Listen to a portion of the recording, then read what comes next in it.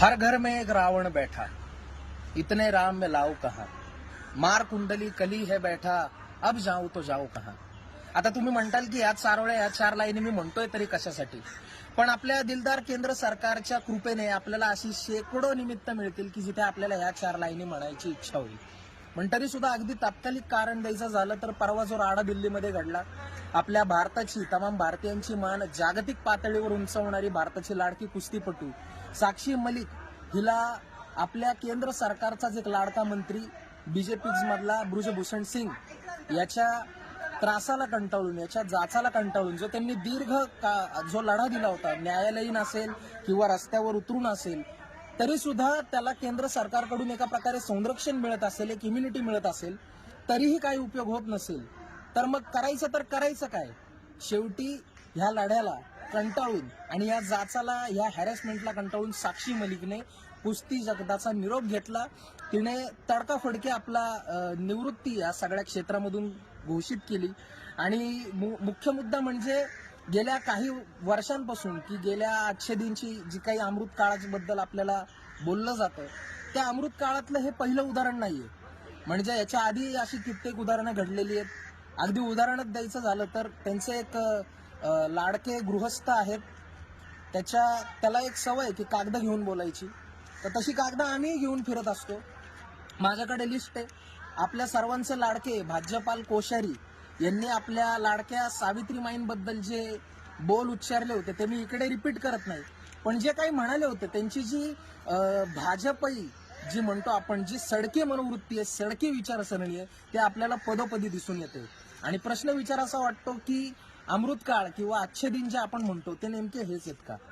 बेटी बचाव बेटी पढाव म्हणताना आपल्या पंतप्रधानांची जीभ सुद्धा बेटी पटाव म्हणताना घसरते. हे अमृत काळाचं खरं वास्तव आहे.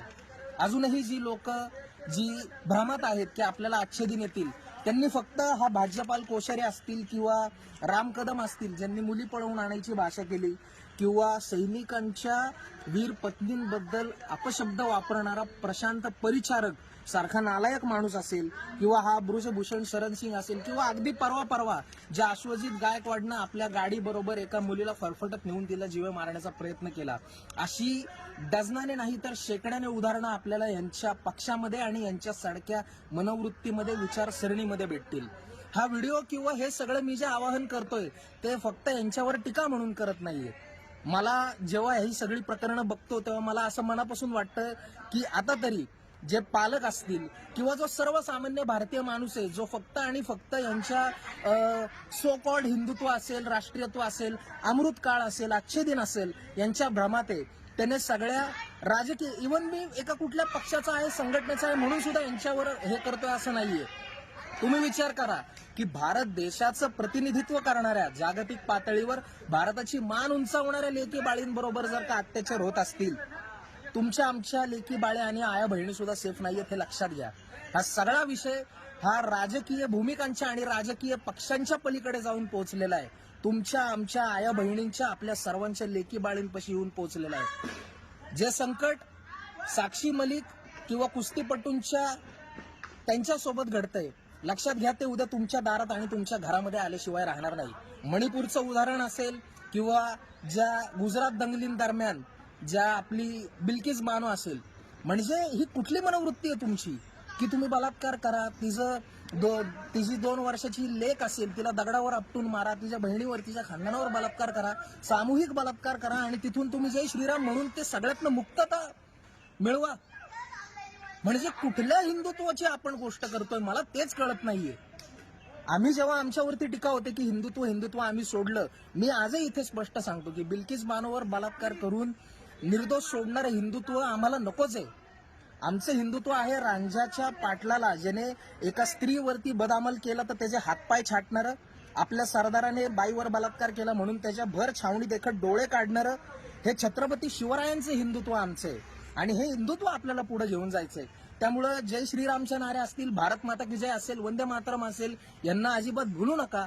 आणि हात जोडून आपल्या सर्वांना आवाहन करतोय की तुम्हाला ही जी लोकशाही आहे, हे जे कॉन्स्टिट्यूशनल स्ट्रक्चर, ही जी संविधानिक रचना आपण उद्ध्वस्त होताना बघतोय की जवळपास 150 खासदार त्यांनी बाहेर काढले आणि तरी सुद्धा कोणी काही बोलत नाहीये, तर ठीक आहे, हा माझा तुम्ही तळतळाट समजा हवं तर मी जे तडफडतोय मला वाटतं ते सगळ्याची जाणीव तुम्हालाही व्हायला पाहिजे. कारण 2024 मध्ये आपल्याला फक्त आणि फक्त एकच संधी मिळणार आहे. जर का ती घालवली तर लक्षात ठेवा, जे हाल बिल्किस बानोचं झालं, साक्षी मलिकचं झालं किंवा विनेश फोगाटचं झालं, ज्यांच्या घरात आया बहिणी लेकी बाळी आहेत त्यांनी विचार करा आणि मत देताना किंबहुना त्यांच्या व्हॉट्सअप फॉरवर्ड्स करताना सुद्धा विचार करा आणि त्यांना उत्तर विचारा की मणिपूरमध्ये जे केलं ते तुमचं हिंदुत्व आहे का, किंवा कुस्तीपट्टूंबरोबर झालं ते तुमचं हिंदुत्व आहे का. हिंदुत्वाची पारख करा. हिंदुत्वाच्या गोळीला, हिंदुत्वाच्या नशेला फसू नका. खरं हिंदुत्व महाराष्ट्र धर्माचं छत्रपती शिवरायांचं आहे. खरं हिंदुत्व यांच्या बीजेपीचं नाहीये. खऱ्या हिंदुत्वाला ओळखा आणि आता तरी आपल्या झोपेतनं जागे व्हा. कारण जागे नाही झालो तर खूप उशीर झालेला असेल आणि जो उशीर झालेला असतो त्याला मदत मागण्याचा कुठलाही अधिकार नसतो. केवळ भिकेचा कटोरा हातात मिळतो. तर तो कटोरा हातात यायच्या आज जागे व्हा आणि आपली ताकद दाखवून द्या. एवढंच म्हणतो आणि आता थांबतो. जय हिंद, वंदे मातरम, इन्कलाब जिंदाबाद, भारत माता की जय, जय महाराष्ट्र.